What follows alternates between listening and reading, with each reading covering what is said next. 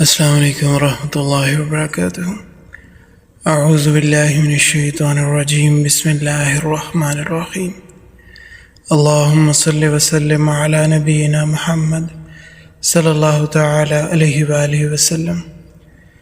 عزیزان من، انشاءاللہ باذن اللہ آج ہم سورۃ البینہ سے اپنے سبق کا آغاز کریں گے۔ یہ سورہ مکہ مکرمہ میں نازل ہوئی اور نزول کے اعتبار سے اس سورہ مبارک کا 100واں نمبر ہے، ایک رکوع جبکہ 8 آیات پر مشتمل ہے۔ عزیز ساتھیو، اللہ رب العالمین نے اس سورہ مبارک میں ایک سخت شکل کو بیان فرمایا، جسے سمجھانے کے لیے صاحب التفسیر نے ایک بہت خوبصورت مثال دی ہے۔ فرماتے ہیں کہ جسمانی بیماریوں میں سے بعض بیماریاں ایسی ہوتی ہیں کہ بیمار کو خود سمجھ میں نہیں آتا کہ وہ بیمار ہے، اور بعض بیماریاں ایسی ہوتی ہیں جس سے ان کو اندازہ ہو جاتا ہے کہ وہ تکلیف میں ہیں، وہ بیمار ہیں۔ اور جن بیماریوں کا انہیں خود اندازہ نہیں ہوتا، وہ ظاہر سی بات ہے کہ معالجین، ڈاکٹرز یا حکماء ڈائیگنوز کرتے ہیں، اور پھر ایسی بیماریاں بہت پیچیدہ ہوتی ہیں، عام ادویات بھی ان کے لیے اثر انداز نہیں ہوتی، لہٰذا ان کے لیے پرسکرپشن بھی بہت ہیوی ہوتی ہے، بہت اعلیٰ پیمانے پر ان کے لیے دوا تجویز کی جاتی ہے۔ معمولی ڈاکٹر علاج بھی نہیں کر سکتے اور معمولی دوا سے افاقہ بھی نہیں ہوتا۔ اسی چیز کو مثال بنا کر وہ فرماتے ہیں کہ سمجھیے حضرت صلی اللہ تعالی علیہ وآلہ وسلم جب تشریف لائے، اس وقت عربوں کے معاشرے کے اندر جو مشرکین عرب تھے، وہ اپنے آپ کو تو ابراہیمی کہلواتے تھے، در حقیقت وہ مشرک تھے، اور ان کے علاوہ جو 2 طبقے پائے جاتے تھے اہل کتاب، ان میں ایک یہود تھے اور دوسرے نصاری۔ تو کفر و شرک کی بیماریاں، بدعات، رسومات، یہ بیماریوں کی شکل میں ان کے اندر جڑ پکڑ چکی تھیں، اور وہ ان کو بیماریاں سمجھتے ہی نہیں تھے، یہ سب سے بڑی بیماری تھی۔ لہٰذا جس طرح ایک معمولی بیماری عام دوا کے ساتھ ٹھیک ہو جاتی ہے، اور ایک بڑی بیماری عام دوا کے ساتھ ٹھیک نہیں ہوتی، عام طبیب اس کو درست بھی نہیں کر سکتا، بلکہ اسے ڈائیگنوز ہی نہیں کر سکتا، اسی طرح یہ لوگ جس طرح کی اخلاقی بیماریوں کے اندر مبتلا تھے، ان کے لیے کوئی چھوٹی دلیل کافی نہیں تھی، کسی بہت بڑی دلیل کا ہونا ضروری تھا، جس کے نتیجے میں وہ لوگ راہ راست پر آتے۔ اور اللہ رب العالمین نے انسانیت کی روحانی اصلاح کے لیے جتنے بھی معالج بھیجے، ان میں سب سے بڑے معالج حضرت صلی اللہ تعالی علیہ وآلہ وسلم ہیں۔ ان کے علاج کے لیے اللہ رب العالمین نے آپ علیہ الصلوۃ والسلام کو بھیجا، اور روحانی علاج کے لیے جتنی دوائیں ہیں، ان تمام دواؤں میں سے سب سے اعلیٰ دوا، سب سے بڑی دوا قرآن کریم ہے، جو اس وقت ہمارے سامنے موجود ہے۔ اللہ رب العالمین ارشاد فرماتے ہیں وَشِفَاءٌ لِّمَا فِي الصُّدُورِ، اور شفا ہے اس کے لیے جو سینوں میں روگ ہیں۔ قرآن پاک باطنی بیماریوں کا بھی علاج ہے اور ظاہری بیماریوں کے لیے بھی علاج ہے، مگر شرط یہ ہے کہ انسان کو یقین کامل ہو۔ آج ہمارا کھانا پاک نہیں ہے، ہمارا لباس پاک نہیں ہے، ہمارا رزق پاک نہیں ہے، ہماری زبانیں پاک نہیں ہیں، دل اور دماغ کے اندر چلنے والی ساری سوچیں، افکار اور خیالات وہ بھی پراگندہ ہیں، تو پھر کیسے اثر ہو؟ ایک مرتبہ حضرت صلی اللہ تعالی علیہ وآلہ وسلم نے 30 صحابہ کرام رضوان اللہ تعالی علیہ مجمعین پر مشتمل ایک جماعت کو ایک مہم پر روانہ فرمایا، جن میں حضرت ابو سعید خدری رضی اللہ تعالیٰ عنہ بھی موجود تھے۔ اللہ رب العالمین نے اس مہم میں کامیابی عطا فرمائی، اور واپس آتے ہوئے گاؤں میں پہنچے۔ رات گزارنے کے لیے انہوں نے ان لوگوں سے پوچھا، تو بدلے میں انہوں نے سوال کیا کہ آپ لوگ کون ہیں؟ تو انہوں نے بتلایا کہ ہم مدینہ طیبہ کے رہنے والے ہیں، مسافر ہیں، اور یہاں رات بسر کریں گے، ہم مسلمان ہیں۔ تو وہ کہنے لگے کہ آپ تو ہمارے گاؤں کو ناپاک کرنے آئے ہیں، ہم آپ کو نہیں رکھیں گے۔ لہٰذا انہوں نے قصبے میں نہیں رہنے دیا۔ صحابہ کرام رضوان اللہ تعالی علیہ مجمعین نے قریبی قصبے کے باہر ڈیرا لگا لیا، رات جو گزارنی تھی۔ اللہ تعالیٰ کی قدرت کے قصبے کے سردار کو سانپ نے کاٹ لیا، اور وہاں جتنے معالج تھے ان کو بلایا گیا، مگر کوئی فائدہ نہ ہوا۔ مجبوراً انہوں نے کہا کہ جن لوگوں کو ہم نے رات یہاں رہنے نہیں دیا، ان کے پاس جاؤ، پتہ کرو، شاید ان میں سے کوئی اس کا علاج جانتا ہو۔ لہٰذا وہ لوگ ان کے پاس آئے اور کہنے لگے فَهَلْ فِيكُمْ الرَّاقِ، کیا تم میں کوئی دم کرنے والا ہے، کوئی رقیہ کر سکتا ہے؟ تو حضرت ابو سعید خدری رضی اللہ تعالیٰ عنہ نے فرمایا کہ ہاں، میں کر سکتا ہوں۔ پھر حضرت ابو سعید خدری رضی اللہ تعالیٰ عنہ تشریف لے گئے اور سورہ فاتحہ پڑھ کر اسے دم کیا، جس سے اس کی تکلیف اس طرح دور ہو گئی گویا کبھی ہوئی ہی نہیں تھی۔ تو جب زبان پاک ہو، رزق پاک ہو، لباس پاک ہو، ذہن صاف ہو اور اللہ تعالیٰ کی ذات پر یقین ہو تو پھر قرآن شفا دیتا ہے۔ اللہ تعالیٰ فرماتے ہیں لم یکن الذین کفروا، نہیں تھے وہ لوگ جنہوں نے کفر اختیار کیا، من اہل الکتاب، یہودیوں اور عیسائیوں میں، والمشرکین اور مشرکوں میں سے۔ قریش عرب جو اپنے آپ کو مواحد سمجھتے تھے مگر تھے مشرک، نہیں تھے یہ سارے باز آنے والے اپنی برائی سے اور نہ ہی اپنی برائیوں سے جدا ہونے والے، منفکین، اپنی برائیوں سے الگ نہیں ہونے والے تھے، حتیٰ تأتیہم البینہ، یہاں تک کہ ان کے پاس ایک واضح دلیل ہے، اور وہ بینہ واضح دلیل کیا ہے؟ رسول من اللہ، اللہ تعالیٰ کی طرف سے رسول، ایسا رسول جو تمام رسولوں کا امام اور ساری کائنات سے افضل۔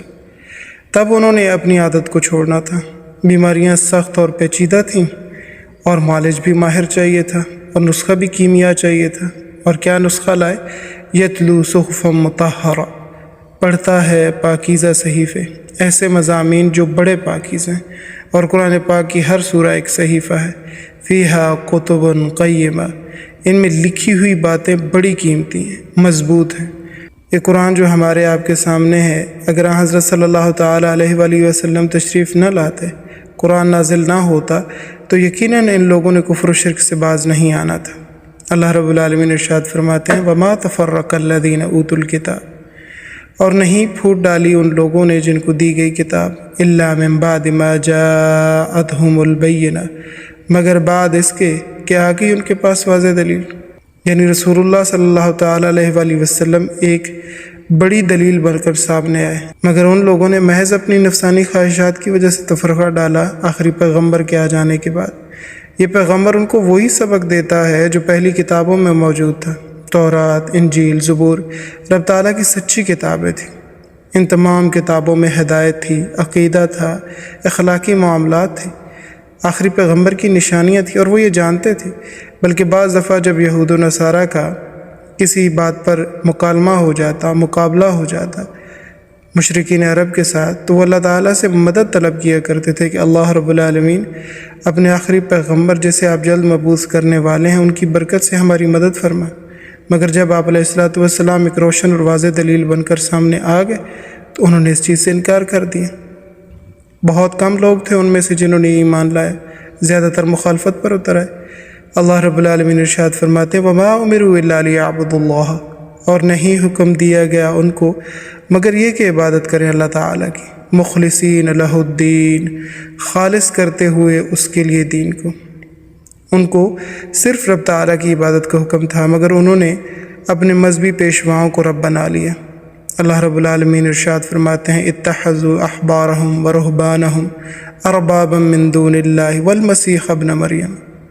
سورۃ توبہ کے اندر اللہ رب العالمین آیت نمبر 31 کے اندر ارشاد فرماتے ہیں کہ انہوں نے اپنے مذہبی پیشواؤں کو اپنا رب بنا لیا اللہ تعالیٰ کے سوا، اور مسیح ابن مریم علیہ الصلوۃ والسلام کو اپنا رب بنا لیا، اور اپنے مذہبی پیشواؤں کی بات کو آسمانی دلیل کے بغیر صحیح سمجھ لیتے تھے، اور عیسیٰ علیہ السلام کی انہوں نے پوجا شروع کر دی۔ اللہ رب العالمین فرماتے ہیں حنفاء ویقیموا الصلاۃ، اور یکسو ہونے والے ہیں اور قائم کریں نماز، لیکن ان لوگوں نے کیا کیا؟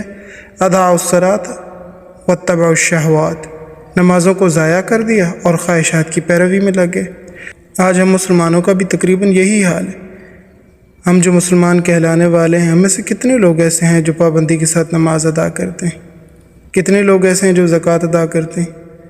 یہ بھی تو اللہ تعالیٰ کا حکم ہے وَذَلِكَ دِينُ الْقَيِّمَةُ، اور یہی سیدھا دین ہے۔ اس کے بعد فرمایا نافرمانوں کا نتیجہ بھی سن لو، ان الذین کفروا من اہل الکتاب، بے شک وہ لوگ جنہوں نے کفر اختیار کیا اہل کتاب میں سے، یہود و نصارہ میں سے، والمشرکین، اور مشرکوں میں سے، عرب کے مشرکوں میں یا دنیا کے مشرکوں میں سے، سب کے سب فی نار جہنم، جہنم کی آگ میں ہوں گے، اور پھر جہنم میں جانے کے بعد ان کا انجام کیا ہوگا؟ خالدین فیہا، ہمیشہ ہمیشہ اسی میں رہیں گے۔ اولئک ہم شر البریہ، یہ ساری مخلوق میں سے بدتر ہوں گے، ان تمام مخلوق میں سے بھی بدتر ہوں گے جن سے عمومی طور پر لوگ نفرت کرتے ہیں، کراہیت کرتے ہیں۔ اور یہ کس بابت ہوگا؟ اگرچہ ان کی قد و قامت، شکل و صورت بہت اچھی ہوگی، لیکن یہ صرف اس وجہ سے ہوگا کہ وہ اللہ تعالیٰ کی ذات کا انکار کرتے تھے، اللہ تعالیٰ کے احکامات کو نہیں مانتے تھے، اس لیے اللہ تعالیٰ نے ان کو شر البریہ قرار دیا۔ اور اس کے برخلاف اللہ رب العالمین اہل ایمان کے بارے میں ارشاد فرماتے ہیں، ان الذین آمنوا وعملوا الصالحات، بے شک وہ لوگ جو ایمان لائے اور اچھے عمل کیے، اولئک ھم خیر البریہ، یہ لوگ ساری مخلوق میں سے بہتر ہیں، اور ان کے لیے بدلہ کیا ہوگا؟ جزاؤہم عند ربہم، ان کا بدلہ ان کے لیے رب کے ہاں ہے، جنات عدن، رہنے کے لیے باغات ہیں۔ اب آپ اس چیز سے اندازہ لگائیں کہ ایک طرف تو وہ لوگ ہیں جو بدترین مخلوق قرار دیے گئے، یعنی مخلوق میں سے بدترین قرار دیے گئے، اور دوسری جانب اہل ایمان ہیں جو مخلوق میں سے سب سے بہترین قرار دیے گئے۔ بنیاد کیا قرار پائی؟ ایک تو وہ ایمان لائے اور دوسرا انہوں نے اچھے اعمال کیے۔ جزاؤہم عند ربہم جنات عدن، ان کا بدلہ ان کے رب کے ہاں ہے، رہنے کے لیے باغات ہیں، اور یہ باغ ہمیشہ رہنے والے ہیں، کبھی خشک نہ ہوں گے اور نہ ان کے پتے جھڑیں گے، نہ ان کے میوے ختم ہوں گے، لا مقطوعۃ ولا ممنوعہ، نہ قطع کیے جائیں گے اور نہ روکے جائیں گے، ہمیشہ ہمیشہ ہوں گے۔ تجری من تحتہا الانہار، جاری ہیں ان باغوں کے نیچے نہریں، خالدین فیہا ابدا، اور رہیں گے ہمیشہ ہمیشہ اس کے اندر۔ یعنی وہ لوگ جنہوں نے برے اعمال کیے، ایمان نہیں لائے، وہ جہنم کے اندر گرائے جائیں گے اور وہ وہاں ہمیشہ ہمیشہ رہیں گے، جبکہ جو لوگ ایمان لائے اور اعمال صالحہ کیے، اچھے اور نیک اعمال کیے، وہ لوگ جنتوں کے اندر، ان کی نعمتوں کے اندر ہمیشہ ہمیشہ رہیں گے۔ اللہ تعالیٰ کی مخلوق میں سے جو بہتر ہوں گے وہ ان باغوں میں رہیں گے۔ جو سعادت مند ایک دفعہ داخل ہو گیا پھر اس کے نکلنے کا وہاں سے سوال ہی پیدا نہیں ہوتا۔ اللہ رب العالمین ہمارے لیے محض اپنی رحمت سے وہاں داخلہ آسان فرمائے۔ رضی اللہ عنہم ورضوا عنہ، اللہ تعالیٰ ان سے راضی ہو چکا ہوگا اور وہ اللہ تعالیٰ سے راضی ہو چکے۔ دنیا میں اخلاقی لحاظ سے سندیں دی جاتی ہیں، لیکن اللہ تعالیٰ کی رضا سے بڑی کوئی سند نہیں۔ یہ وعدہ کن لوگوں سے فرمایا؟ ذالک لمن خشی ربہ، یہ اس شخص کے لیے ہے جو ڈرتا ہے اپنے رب سے، چاہے گورا ہو یا کالا، عربی ہو یا عجمی، خوبصورت ہو یا بدصورت، امیر ہو یا غریب، شرط یہ ہے کہ اللہ تعالیٰ سے ڈرتا ہو، تقوی اختیار کرتا اور تقوی والی زندگی بسر کرتا، بھلے وہ دنیا کے کسی بھی حصے میں رہتا ہو۔ رب تعالیٰ کی رضا کا پروانہ اس کو حاصل ہوگا جو اللہ تعالیٰ سے ڈرے گا۔ لہٰذا ہر ایک کو، ہم میں سے ہر ایک کو اپنی آخرت کو بہتر بنانے کی کوشش کرنی چاہیے، کل سے نہیں آج سے، اور آج سے نہیں ابھی سے۔ اللہ تعالیٰ ہم سب کے لیے صحیح دین سیکھنا، سمجھنا اور رسول اللہ صلی اللہ تعالیٰ علیہ وآلہ وسلم کی سنت کے مطابق اس پر عمل کرنا آسان فرمائے۔ سبحانک اللہم وبحمدک، نشہد ان لا الہ الا انت، نستغفرک ونتوب الیک۔ والسلام علیکم ورحمۃ اللہ وبرکاتہ۔